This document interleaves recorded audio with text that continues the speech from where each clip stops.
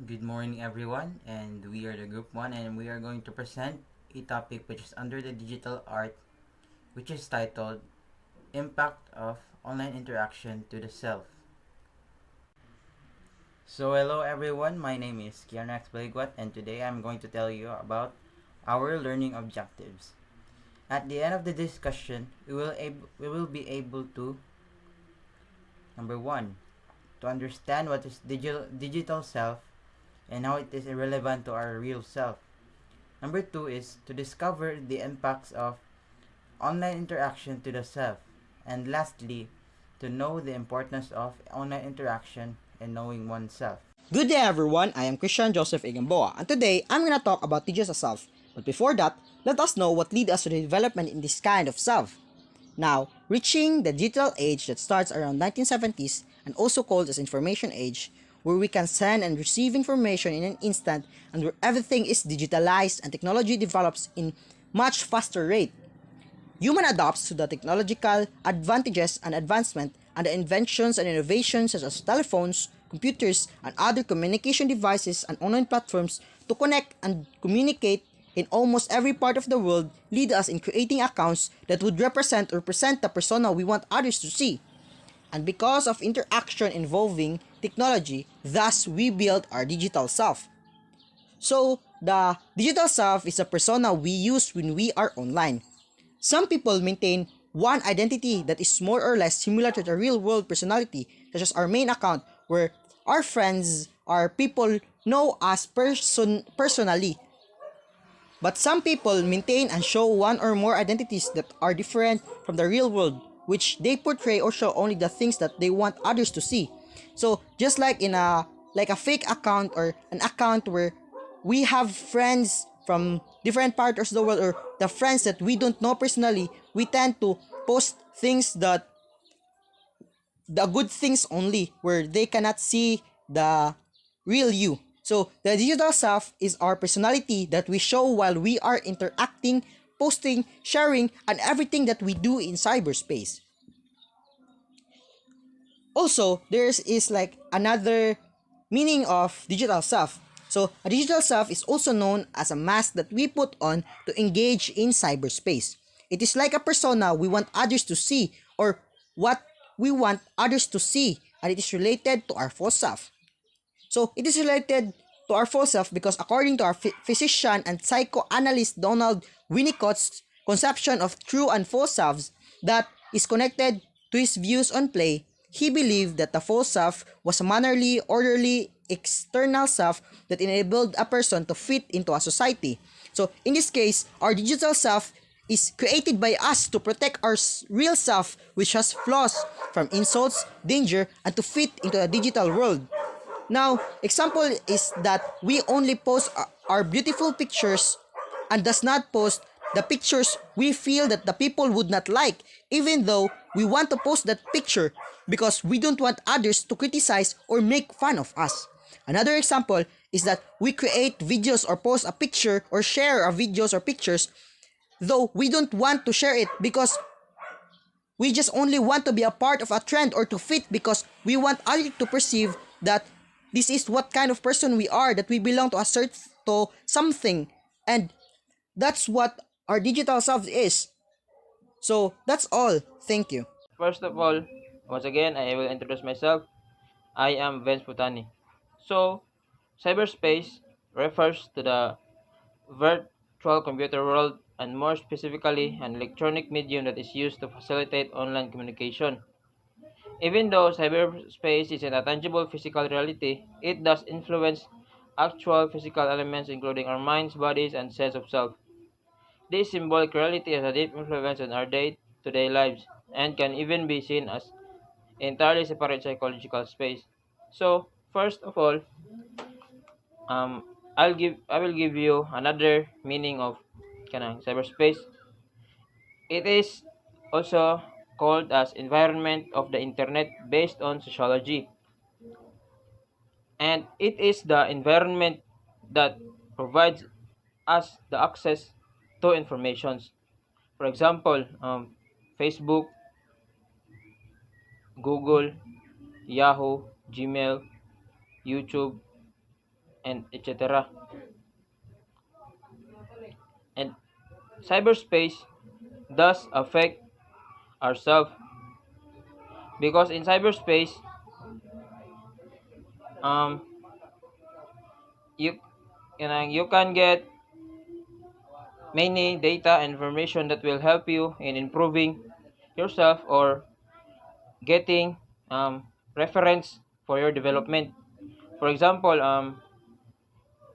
TikTok. For example, TikTok. It is also an example of cyberspace. Um, if you watch TikTok, there's a possibility that kanang on what on what you see on TikTok, you will also do it.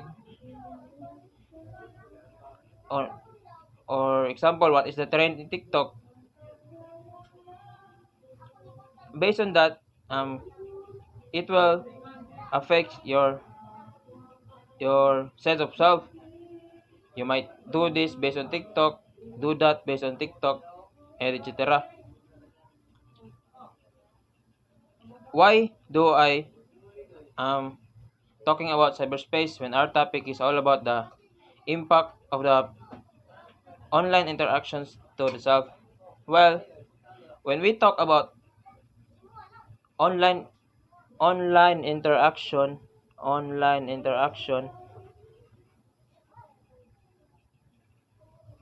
it includes the digital world.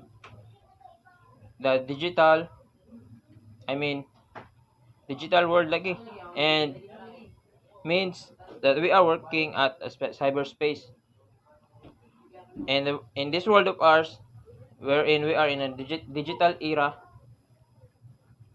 um, we mostly communicate through cyberspace. That's why before we go to the main topic of our group's report, I will I will I did talk about cyberspace. So um,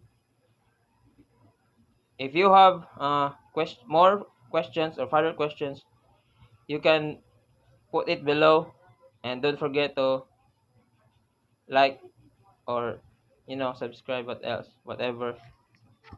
Once again, I am Venz Potane, and thank you for listening. Peace. Yo, I'm out. Hello everyone, my name is Kian Rex Baliguat, and today I'm going to discuss a topic which is right there in the slide.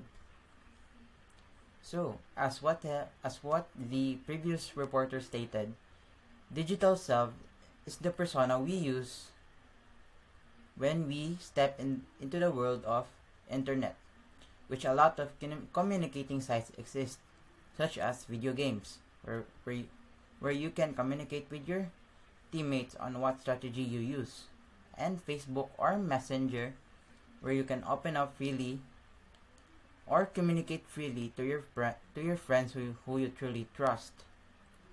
So, of all traits that I have discussed about digital self, what is the role of digital self to real self? So, the role of digital self to the real self is that through digital interaction with other people, we gain confidence in opening up our expressions, which makes us realize who we are online, and which you can compare it to your real self. So as per the slide stated, you gain confidence to open up yourself more to other people, what you want to express, at the same time realizing what you really are and who you really are online, which you can apply it to your real self. Because online interaction sometimes because in online interactions sometimes we don't know who we are talking to, especially in other particular communication sites or communicating sites such as Omega and other more. And because of that, you tend to open up more because the people you are talking to online doesn't even know who you are in the real life. So that there's no way that they can judge you on who you are. For example, I am an introvert real life. But when I step in online, when I start stepping in online, I become very talkative to people because it comforts me. That's the time I will realize who am I online, which I can apply it to my real self, to be more extrovert in the real life, because being extrovert is being friendly. And when you become extrovert, you can be more vocal to other people in real life.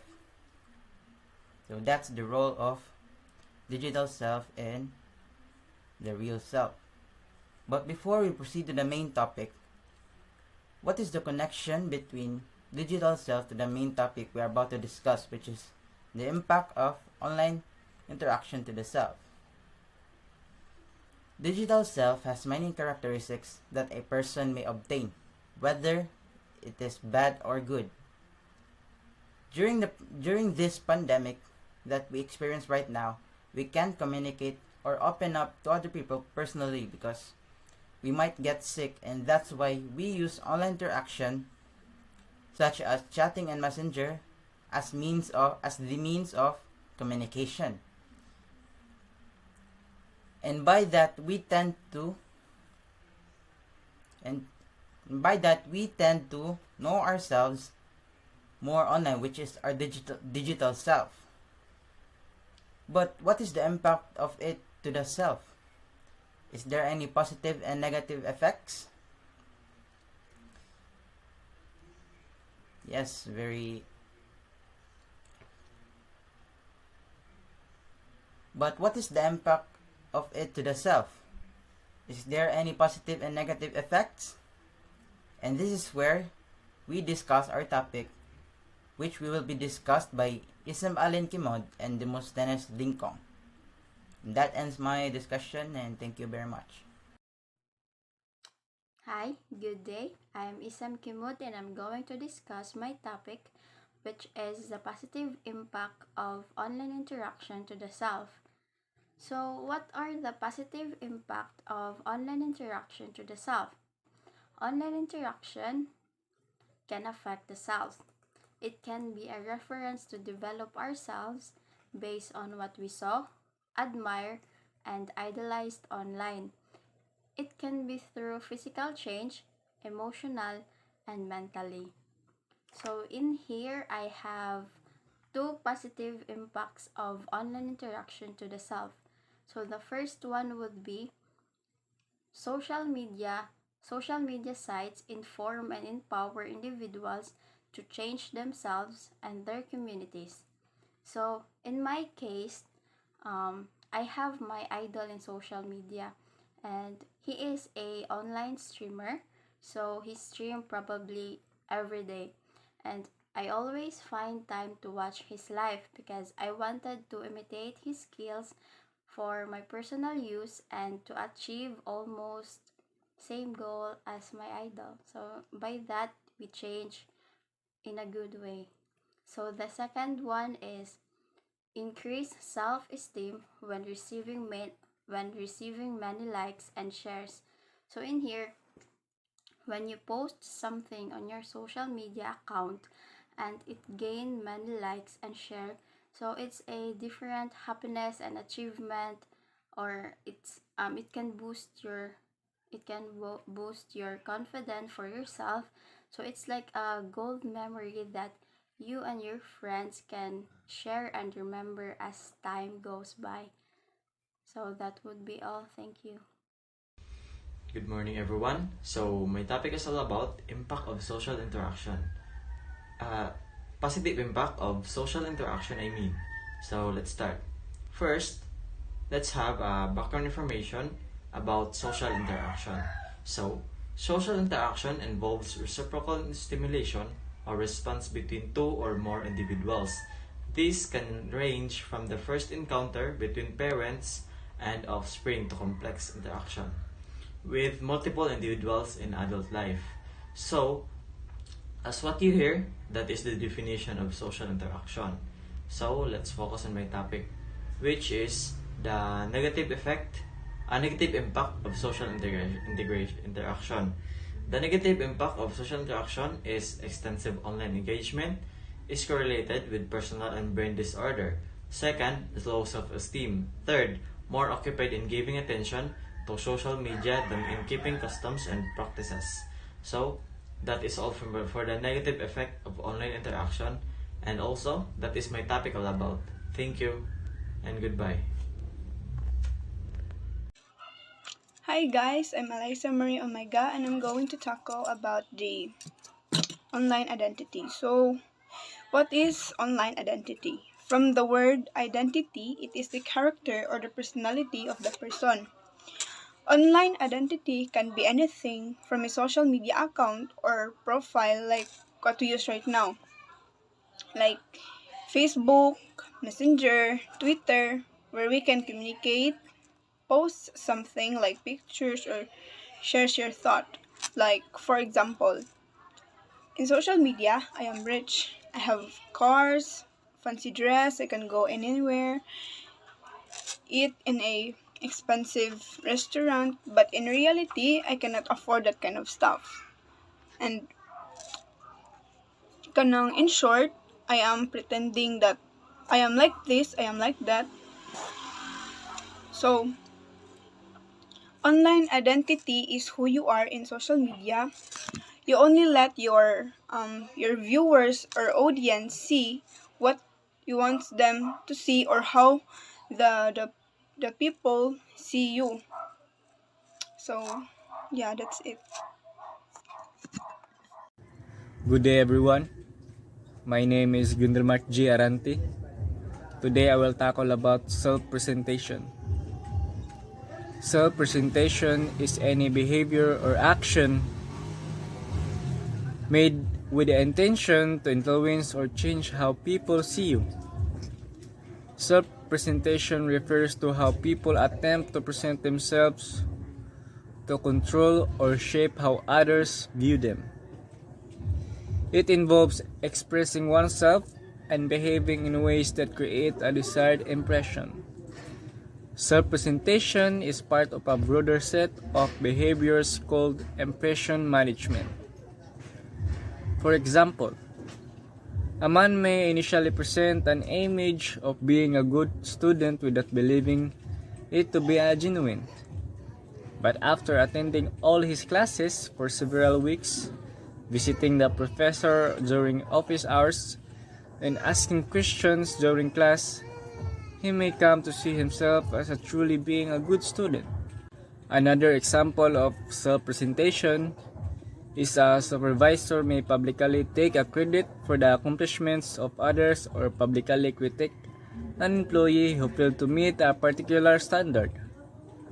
Self-presentation also relates to online identity because online identity tackles about the identity of a person who uses an internet platform like Facebook or YouTube, but some internet persons prefers to be anonymous, which reveal varying amounts of personally identifiable information. For example, a person using a Facebook which can identify his identity if stuck on his account. Hello everyone, I am Andrew Bongo and I'm going to report about the extended self. What is extended self? The extended self refers to the definition of self created by external objects with which one surrounds oneself. The extended self consists of self plus possessions and is the part of self-identity which is defined by possessions including gifts, money, body parts, monuments, and places. As originally conceived, the extended self is composed of person's mind, body, physical possessions, family, friends, and appreciation groups, With advent of the internet, especially Web 2.0, social media, online games, virtual worlds, and other digital activities, together with the devices through which participation in such activity takes place. There is a greatly expanded set of ways in which we represented ourselves to others. How does extended self relate to digital self? In some ways, extended self can be represented through technology or social medias. When we say extended self, it is the self plus the possessions that consist of a person's body, mind, affiliation, and etc. And when we are at our digital self, for example, Facebook, we show at Facebook on who we are based on what we want them to see us. We put our mind and thoughts at Facebook. We also show our pictures there and other possessions that we have, thus making digital self an example of extended self. That's all. Thank you.